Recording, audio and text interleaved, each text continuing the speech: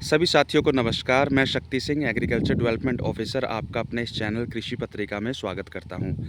आज का हमारा जो विषय है दोस्तों, वो है गन्ना के खेत में कौन-कौन सी खाद डालें। गन्ना के खेत में खेत की तैयारी के समय जो खाद की बेसल डोज़ होती है, वो कौन-कौन सी खाद उसमें आती हैं, कितनी-कितनी मात्रा उसमें लेनी है हमें, और क्या-क्या इसके अलावा कीटनाशक हम डाल सकते हैं, दीमकनाशी क्या-क्या डाल सकते हैं, और कौन-कौन सी बातों का हमें गन्ने के खेत की तैयारी के समय में ध्यान रखना है दोस्तों।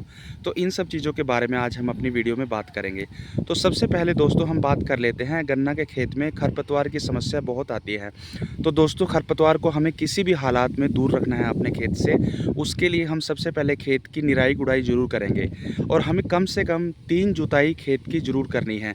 और जो हमें पहली जो अपनी बेसल डोज़ देनी है खाद की, वो तीसरी जुताई के समय पे ही देनी है दोस्तों। तो जब हम तीसरी जुताई कर लेंगे, उस समय पे हमें खाद की पहली डोज़ देनी है।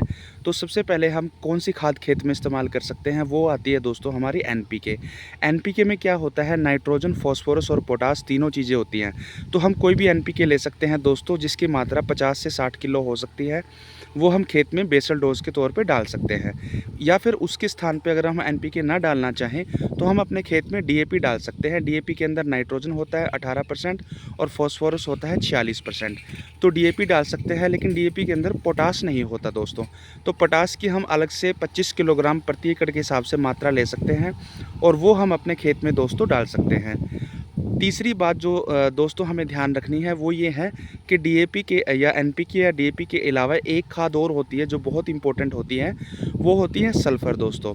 सल्फ़र जो होती है वो एक तरह से खेत की तैयारी के समय में, गन्ने की तैयारी के समय में अगर हम स्टार्टिंग में डाल देते हैं जुताई के समय में सल्फ़र, तो वो एक तरह से फंगीसाइड का काम भी करती है। तो सल्फ़र भी बहुत ज़रूरी है गन्ने के खेत के लिए दोस्तों। अब हम बात कर लेते हैं, अगर हम चाहें तो उसमें थोड़ा-सा जिंक सल्फ़ेट भी डाल सकते हैं दोस्तों गन्ने के खेत में, बुआई के समय पे ही। एक दोस्तों हमें ये बात ध्यान रखनी है कि हमें अपने गन्ने का शोधन ज़रूर करना है। फफूंदियों को रोकने के लिए फफूंदीनाशक का हमें इस्तेमाल करना है, और अपने गन्ने के टुकड़ों का शोधन ज़रूर करना है। गन्ने के टुकड़ों का शोधन करने के लिए दोस्तों हम दवाई ले सकते हैं, केमिकल ले सकते हैं, जो मार्केट में कार्बेंडाजिम के नाम से आता है। तो उसकी मात्रा 2 ग्राम प्रति लीटर होगी।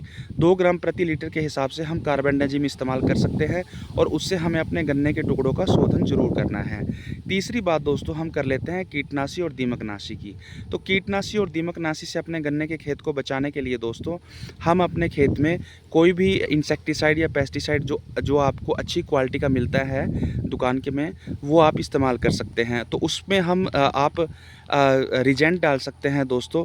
तो या कोई और भी केमिकल या पेस्टिसाइड आपको मिलता है, तो आप उसमें वो इस्तेमाल कर सकते हैं। कांटे भी इस्तेमाल किया जा सकता है इसमें। तो दोस्तों ये 3 चीज़ों का आप ध्यान रखेंगे कि समय पर खाद डालेंगे, कितनी मात्रा खाद की आपको डालनी है, और अगर आप अपने खेत की तैयारी के समय पर निराई गुड़ाई अच्छे से करेंगे, खरपतवार कंट्रोल अच्छे से करेंगे, खरपतवार आने नहीं देंगे, जुताई अच्छे से करेंगे, तो दोस्तों उम्मीद रहेगी कि आपकी गन्ने की पैदावार बहुत ही अच्छी होगी, और आप एक बढ़िया पैदावार अपने खेत से ले पाएंगे। उम्मीद करता हूँ साथियों आपको ये वीडियो पसंद आई होगी। अगर पसंद आई हो तो लाइक और सब्सक्राइब ज़रूर करें। धन्यवाद।